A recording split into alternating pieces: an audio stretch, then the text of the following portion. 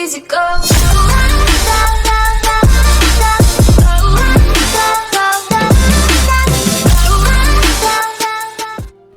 Hey, what is going on, you guys? Orantix up here, back at it with another video here. Today with a $1,000 gaming PC build.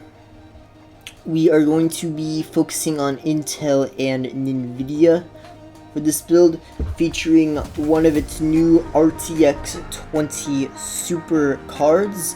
I actually had this video idea in mind because one of my friends was wondering what parts I would suggest for their $1,000 build, and these were the parts. So starting off with the CPU, we have the Core i5-9400F. This is what, 4.1 gigahertz on Kirby? Yeah, 4.1, 65 watt TDP.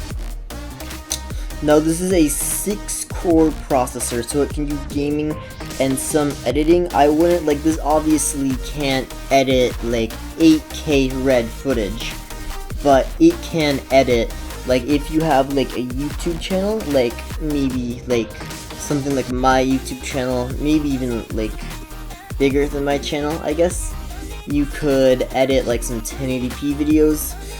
I wouldn't really recommend 4K videos, but you know, you could try it.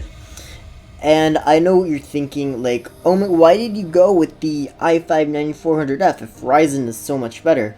Well, no, because I chose these parts with gaming in mind.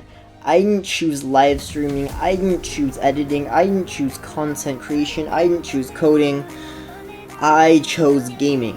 Well, my friend, I guess, wanted a gaming system. He didn't care about editing. So if you stack a i5-9400F, which is with its competitor, the Ryzen 5 2600, the i5-9400F will get a higher frame rate, and that is what matters in games, is the frame rate. So anyway, to cool that, I just chose a Cooler Master Hyper 212 Evo RGB Black Edition. Now, there's nothing really special about that cooler, but it's going to look really cool in the case. So, you know, that's why I chose it. If you think another cooler would be better in your build, then feel free to go with that. Again, this is a custom build, so customize it to your liking. Alright, for the motherboard, we have the MSI Z390 Pro ATX LG. I'm not going to read the whole thing. You get the idea, but this is a Z390 chipset. So one of the higher end chipsets. So this, like, if you ever want to replace it with, like, say if you want an i9-9900K, well, if you wanted that, I'd redo this entire build, but this motherboard could support it. RAM up to 4100 megahertz, which I really think nobody you're not, like, going to, most people won't need that, but, you know, it's an option. Crossfire SLI, of course. RAM up to 64 gigabytes, again, 4100 megahertz. Alright, and then speaking of RAM, we have, Corsair Vengeance 3200, dual channel, 2 gigs, 8 gigabytes, 2 sticks, 8 gigabytes, 16 gigs total. So yeah, 16 is the perfect amount for gaming. 32 is ideal if you are into YouTube. I used to have, like, when I first started this channel, I had like this super low end, well, it wasn't really low end at the time, but it would be low end now. It was an i7 3770 non-K, 8 gigabytes of RAM, 10 Ti. I really started to notice 8 gigabytes of RAM, like the limit. Like 3 years ago it was fine, but like now, no. 32 wouldn't be completely out of the question, but it just adds on to the price. So 16 for gaming, it's fine. In the future, you might have to upgrade it to 32, but only time will tell that. Alright, for storage, we have the Samsung 860 EVO. So this is a really fast NVMe SSD. I know because I have I bought a 2050 EVO when that just came out. It's not sitting in this build, but it's sitting in another build that I have. So it's very, very nice. Of course, for content creation, the 970 Pro M2 would be great. But I wouldn't, for gaming load times, you wouldn't notice that. So I'd say get this if you need more than 500 gigabytes. Then I guess you could, if you wanted, you could get this and then a 2 terabyte Seagate Barracuda. That might be a combo, but then that would push you over the $1,000 budget. So, you know, that, like, yeah, it's your choice if you want to do that. But if you need more storage, I would recommend that. Or you could spend $130 and buy a 1 terabyte version of this same SSD. Okay, and for the graphics card, we have the RTX 2060 Super.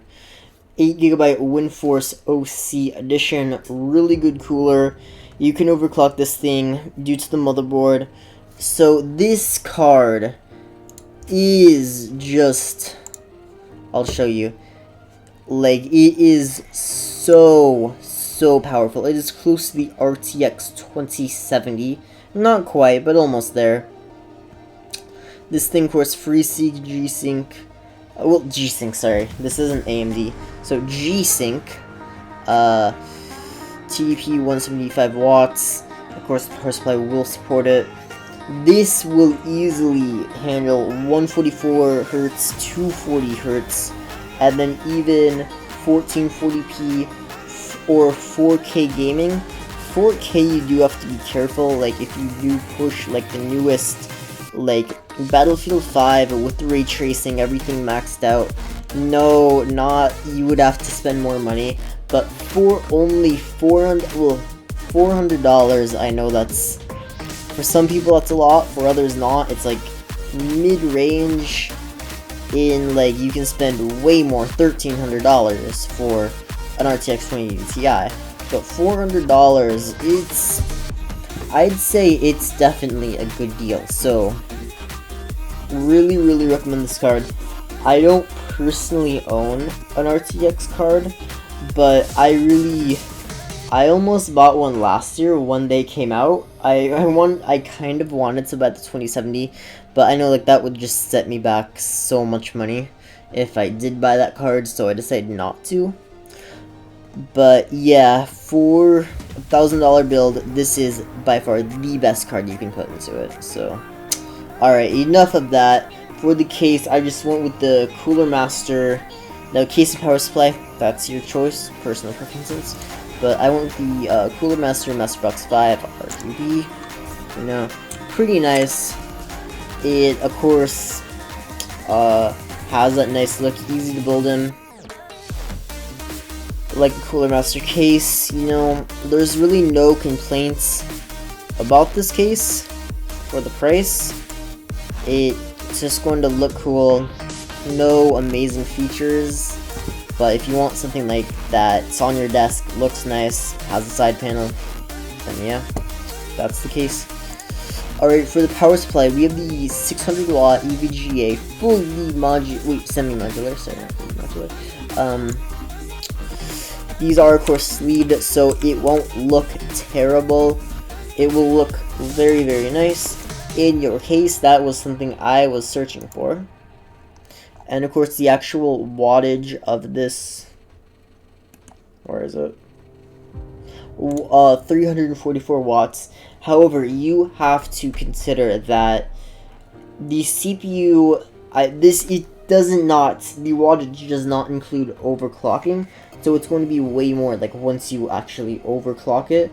So the CPU cannot be overclocked, but the RAM and the graphics card can. So I'd recommend doing that because the motherboard and the power supply are definitely capable of some overclocking. Of course, if you do have some more money, you might want to consider going with the i5-9600K. Would be a good option, but I know that is like another $100, so yeah, I really have nothing else to say about this, but leave your comments like what your opinions are about this PC. And if you have any questions or wondering about any different parts, I will definitely get back to you. Of course, if you comment like a year from now, I won't see it, but I will be checking this video for the next week or so. Yeah, any questions, just message me in the comment section below. I'll have my social medias linked in the description down below, along with this parts list. Yep, other than that, thank you for watching, and peace out.